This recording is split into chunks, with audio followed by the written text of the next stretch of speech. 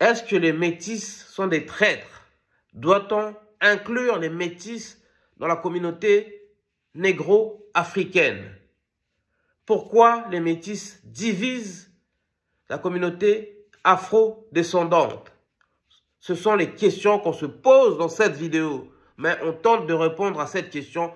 Pourquoi les hommes et femmes noirs détestent les métis? Pourquoi ils veulent les exclure de la communauté africaine? Pourquoi tant de haine? Dans un premier volet d'une vidéo qu'on a diffusée sur cette chaîne, on vous a expliqué pourquoi les métis font bel et bien partie de la communauté noire. Donc, je mets le lien dans la description. Donc, dans ce deuxième volet, on vous explique d'où vient cette haine des Noirs contre les métis. Il faut remonter à l'esclavage. Pendant ce crime contre l'humanité, les Noirs à la peau claire, voire les métis, étaient les favoris des esclavagistes. En clair, les métis et les noirs à la peau claire étaient choisis par les maîtres pour contrôler d'autres noirs, pour les contrôler dans les champs, ou alors les métis et les noirs à la peau claire faisaient le service dans les maisons des maîtres. Donc, en quelque sorte, plus on était clair, mieux on était traité. Et on peut le dire, les métis et les noirs à la peau claire étaient des négros de maison, en fait. Ce qu'on appelle les nègres de maison. Donc, ça, c'est resté dans l'esprit des hommes et femmes noirs. Et jusqu'à aujourd'hui, pas mal d'hommes et femmes noirs reprochent aux métis et aux noirs à la peau claire le rôle qu'ils ont joué pendant l'esclavage. Ce qui fait que pas mal de personnes dans notre communauté considèrent les métis comme des traîtres. Donc ça, c'est la première explication qui explique cette détestation, cette aversion, voire cette haine des Noirs envers les métis. Par ailleurs, pas mal de personnes dans notre communauté reprochent aux métis d'avoir un père ou une mère d'une autre communauté. Et là où il y a le problème, c'est que lorsque le métis ou la métisse a un père ou une mère blanc ou blanche, et les noirs, ça, ils n'aiment pas. Ils pensent que le fait de grandir aux côtés d'un parent blanc, ça lave le cerveau des métis et ça fait des métis des gens qui n'appartiennent pas entièrement dans notre communauté, et ils sont prudents avec les métis et n'osent pas les intégrer pleinement car ils ont peur que ces métis soient des racistes en catimini en fait.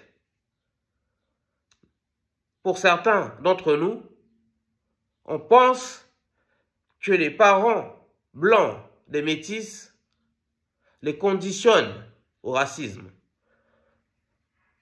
D'autres pensent que les métis ont baigné dans le racisme, donc au sein même de leur famille. C'est pourquoi pas mal d'Africains et les Afro-descendants ne font pas confiance aux métis. En fait, c'est quasiment un délit de sale gueule.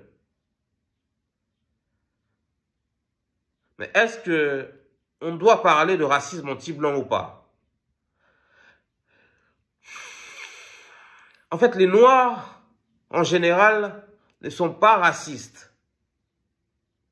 Parce que le racisme est un système créé pour hiérarchiser les races, qui prétend que la race blanche est supérieure à la race noire et est supérieure à d'autres races. Mais moi, j'y crois pas à cette théorie des races. Mais c'est ça la théorie du racisme, en fait. Ça prétend que les blancs sont supérieurs intellectuellement aux noirs et que les blancs sont plus rationnels que les noirs et que les blancs sont plus forts psychologiquement, moralement que les noirs. D'accord? Et c'est ce système, ça crée des sociétés qui discriminent, qui établit de la ségrégation, qui fait la promotion de l'apartheid entre les populations, qui divise la société. D'un côté, il y a les blancs et de l'autre, les noirs. Donc, le noir ne peut pas être raciste parce que le racisme a été fondé par la communauté blanche pour discriminer les noirs et les autres peuples. Mais, dans cette affaire, s'il faut répondre à la question pourquoi pas mal de noirs n'aiment pas les métis et veulent les exclure de la communauté noire, je pense qu'il y a une part de xénophobie.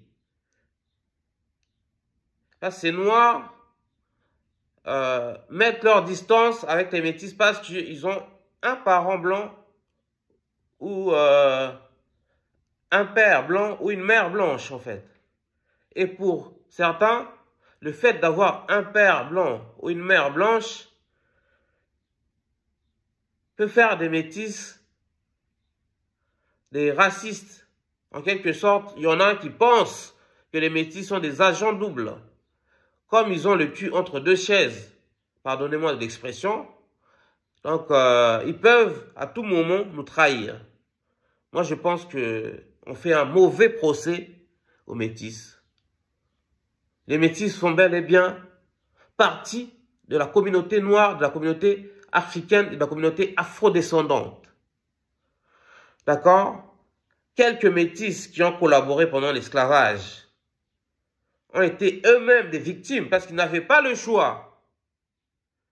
Ceux qui refusaient de collaborer, ils étaient tués. Et on ne peut pas reprocher aux métis ce que leurs ancêtres ont fait par le passé. D'accord? Par exemple, moi, aujourd'hui, je ne peux pas reprocher à un ami blanc ou à une amie blanche l'esclavage et la colonisation perpétrés par leurs ancêtres, par le passé. D'accord? Donc, il faut arrêter cette exclusion-là des métis de notre communauté. On doit recueillir les métis dans la communauté noire, dans la communauté africaine. Car ces gens ont un phénotype qui se rapproche de notre couleur de peau. Ils ont des gènes afro-descendants. D'accord? Ils ont des cheveux crépus. Ok? Et ils connaissent notre culture. Ils se reconnaissent dans notre culture. Ils baignent dans la culture africaine et afrodescendante. Ils parlent nos langues. D'accord? Pour toutes ces raisons, les métis font bel et bien partie de la communauté noire, de la communauté africaine, de la communauté afrodescendante. Et on doit les accueillir à bras ouverts. Les métis ne sont pas des traîtres. C'est pas parce qu'on a un parent blanc qu'on a un vendu. D'accord? Et on ne peut pas non plus reprocher aux Français autochtones d'aujourd'hui ce que leurs ancêtres ont fait par le passé. Les Français contemporains ne sont pas responsables des crimes contre l'humanité perpétrés par leurs anciens par an, quoi. Il est grand temps de tourner la page de l'esclavage, de tourner la page de la colonisation. Et nous-mêmes, les Noirs, nous ne devons pas reproduire ce qu'on reproche aux Blancs de commettre. On ne doit pas discriminer les membres de notre communauté. Et les métis sont dans notre communauté, font partie de notre communauté et représentent notre communauté. Il y a des métis qui militent au quotidien et prennent fait et cause pour la communauté noire. Et on ne doit pas les exclure. Mais, pour répondre à la question, ce n'est pas du racisme anti-blanc lorsque les Noirs repoussent les métis. Il y a une part de xénophobie, mais surtout, il y a une part de méfiance. Mais cette méfiance n'a plus lieu d'être. On est quand même au XXIe siècle. L'esclavage et la colonisation sont derrière nous.